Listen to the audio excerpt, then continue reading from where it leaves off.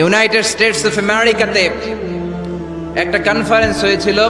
ওই কনফারেন্সটা হচ্ছে পৃথিবীর যত ধর্মগ্রন্থ আছে সবগুলো ধর্মগ্রন্থের 10 মিনিটের আবৃত্তি শোনানো হবে। কয় মিনিট? চিল্লায় বলেন।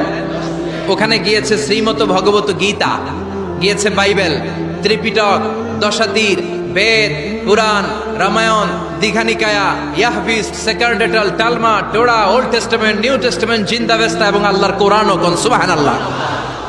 চীনের প্রাচীন ধর্ম কনফুসিয়াসের পাণ্ডুলিপি গিয়েছে। যারা আগুনকে পূজা করে, অগ্নি উপাসক, আগুন দেখলে নমস্তে নমস্তে গায়, তারাও গিয়েছে। 10 মিনিট করে সময়।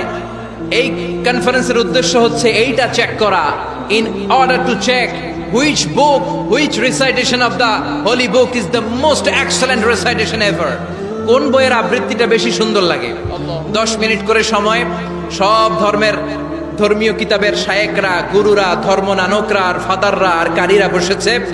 বিচারকের সামনে 2টা বাটন, একটা গ্রিন বাটন, একটা রেড বাটন, একটা সবুজ বাতি, একটা লাল বাতি। আবৃত্তির সময় 10 মিনিট। চিল্লায় বলেন কয় মিনিট? সবুজ বাতিতে চাপ দিলে আবৃত্তি শুরু, রেড বাটনে চাপলে আবৃত্তি শেষ। প্রথমে ডাকা হয়েছে শ্রীমত ভগবত গীতা। 10 মিনিটের জন্য যে পড়তে শুরু করেছে, ওম নমো ভগবতি বাসুদেবায়। 10 মিনিট পড়েছে। পড়ার পরে বিচারক রেড বাটনে প্রেস করেছে, সময় শেষ, নেমে গিয়েছে। এরপরে ডাকা হয়েছে ত্রিপিটক, বিনয় পিটক, শাম পিটক, অভিধর্ম পিটক মিলে 3টা পিটক। এটা বৌদ্ধ ভাইদের কিতাব। এরা বলে ওম শান্তি, ওম শান্তি। আসলে মিয়ানমারে ওরা যা করছে ওদের বলা দরকার ওম অশান্তি, ওম অশান্তি। ওরা বুদ্ধাং শরণং গচ্ছামি, ধাম্মাং শরণং গচ্ছামি পড়তে পড়তে 10 মিনিট শেষ, চলে গেল। এরপরে ডাকা হলো দশাতীর, দশাতীরের ওরাও পড়লো। এরপরে ডাকা হলো গ্রন্থ সাহেব, পড়লো। জিন্দাবেস্তা পড়লো 10 মিনিট। এরপরে ডাকা হলো ভ্যাটিকান সিটির পোপকে। গত মাসে পোপ আসছিল না? এই পোপের আগের পোপ, তাকে ডাকা হলো to recite the Holi Bible for 10 minutes. 10 মিনিটের জন্য বাইবেল পড়তে আসেন। উনি এসে ওনাদের বাইবেল পড়ে গেল 10 মিনিটের জন্য। ওনার বাড়ি হচ্ছে ভ্যাটিকান সিটিতে, ইটালির রোমের মাঝখানে স্বায়ত্তশাসিত একটা আলাদা দেশ আছে। ওইখানে শুধু পোপরা থাকে, যারা বিয়ে টিয়ে না করে খ্রিস্টানদের ফাদার, প্রোটেস্ট্যান্ট, অর্থোডক্স আর রোমান ক্যাথলিক, ওরা সেইখানে রাজ্য স্থাপন করেছে। গোটা বিশ্বের খ্রিস্ট ধর্মকে তারা চালায়। তারা 10 মিনিট সব ধর্ম গ্রন্থের আবৃত্তি এবং তেলাওয়াতের পরে সর্বশেষে মুসলমানদের ধর্মগ্রন্থ কোরআন আবৃত্তি করার জন্য ডাকা হয়েছে। এসেছে মিশরের কারি Abdul Basit ibn Abdus Samad. যারা ওনার তেলাওয়াত শুনেছেন দেখবেন উনি তেলাওয়াত করে আবার সময় নেয়, আধা মিনিট শ্বাস নেয়, আবার লম্বা দম নিয়ে তাল লয় নিয়ে টান দেয়, আবার পিছন থেকে টান দেয়। তাকে ডাকা হলো now the representative of Muslim community Abdul Basit ibn Abdus Samad will now recite the holy book Quran for 10 minutes. মিশর থেকে আসা মুসলিম জাতির প্রতিনিধি তাদের ধর্মগ্রন্থ কোরআন নিয়ে এবার 10 মিনিট তেলাওয়াত করবে। কয় মিনিট? উনি দাড়ি রাখেন না, ক্লিন শেভ, পাতলা একটা চাদর আর জুব্বা পরে চলে এসেছে মাইকের সামনে। এসে আউযু বিল্লাহি মিনাশ শাইতানির রাজীম বলে টান দিয়েছে। সময় কয় মিনিট? উনি সূরা ফাতিহা পড়তে সময় নিয়ে নিছে 13 মিনিট। শ্রীমত ভগবত গীতাওয়ালারা হাততালি দেয়, সময় শেষ, কোরআন গেছে। কিন্তু কি আজীব তামাশা, বিচারক তো লাল বাতি চাপে না। বিচারককে লাল বাতি চাপার বিষয়টা ভুলিয়ে দিয়েছে কে? কেউ যেটা পারে না সেটা পারে কে? আব্দুল বাসিত কয় এই তো সুযোগ পাইছি আমি। বিচারক যেহেতু লাল বাতি চাপে না, আমি আরেকটা সূরা ধরি। উনি কোরআনের সবচেয়ে সুন্দর সূরা, সূরা আর রহমান তেলাওয়াত শুরু করলেন। উনি উনার গলায় আল্লাহ যত সুর দিয়েছিলেন সব সুর, দরদ, আদর ঢেলে দিয়ে সুরের ঝংকার তুলে পুরো কনফারেন্সকে মাতিয়ে দিলেন। 15 মিনিট হয়ে যায়, বিচারক লাল বাতি চাপে না। 20 মিনিট, 25 মিনিট, 30 মিনিট হয়ে যায়, লাল বাতি চাপে না। এদিকে অর্গানাইজিং কমিটির প্রধান চেয়ার থেকে উঠে এসে বিচারকের গায়ে ধাক্কা দিয়ে বলে, এই man, what's the hell are you doing here? What's wrong with you? Why aren't you pressing the red button? লাল বাতি চাপোস না কেন? ওরে ধাক্কা দেওয়ার পরে বিচারক ভূত দেখার মতো চমকে উঠছে। কি? হ্যাঁ, লাল বাতি।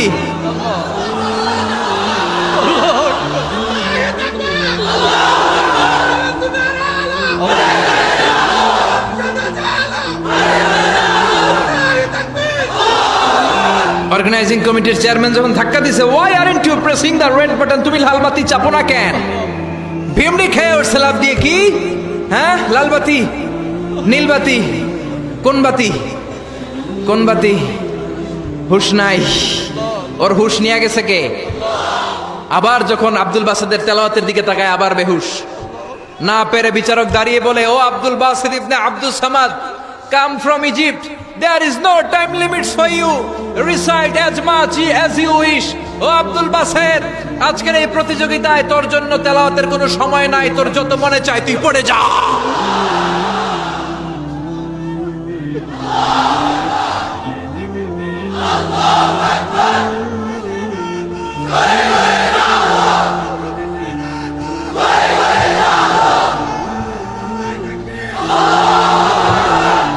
চল্লিশ মিনিট সময় ধরে গোটা মুসলিম বিশ্বের অহংকার, মিশরের সবচেয়ে বড় কারি Abdul Basit ibn Abdul Samad গলার সব দরদ আর সুর উজাড় করে কনফারেন্স রুমে সূরা আর রহমান তেলাওয়াত করলেন।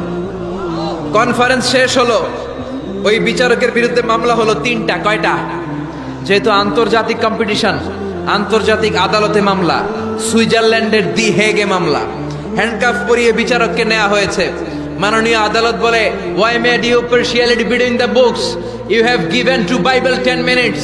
You have given to Srimata Bhagavata Gita 10 minutes.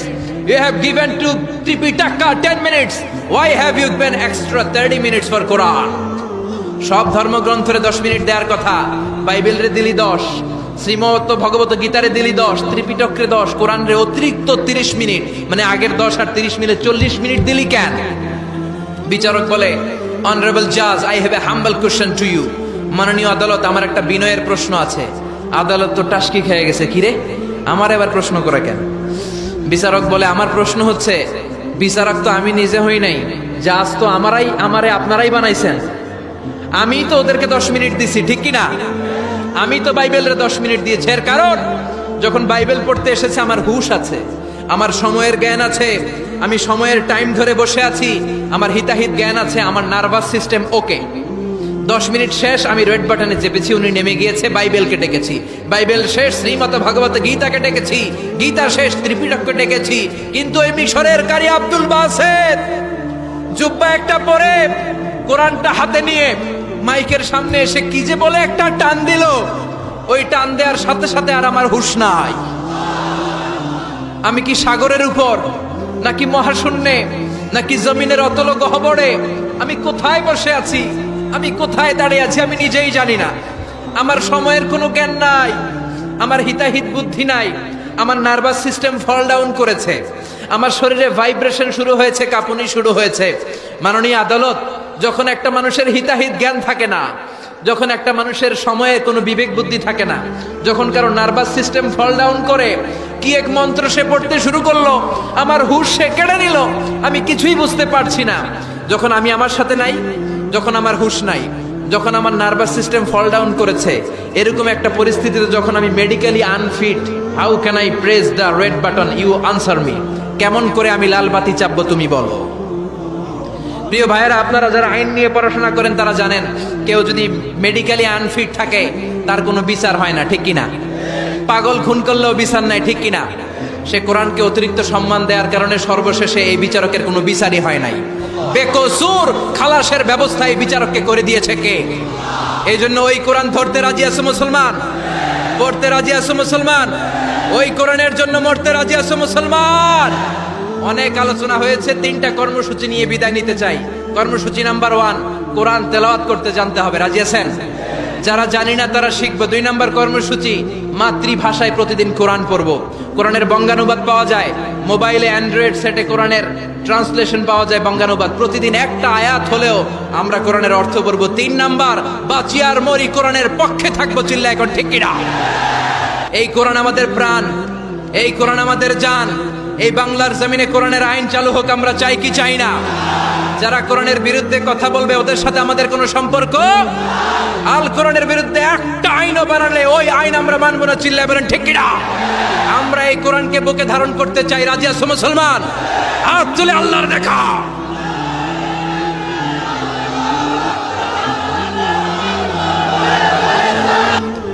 আল্লাহ আমাদের সবাইকে কথাগুলো বোঝার ও আমল করার তৌফিক দান করুক, আমরা বলি আমিন। ওয়া আখিরু দাওয়ানা আলহামদুলিল্লাহি রাব্বিল আলামিন।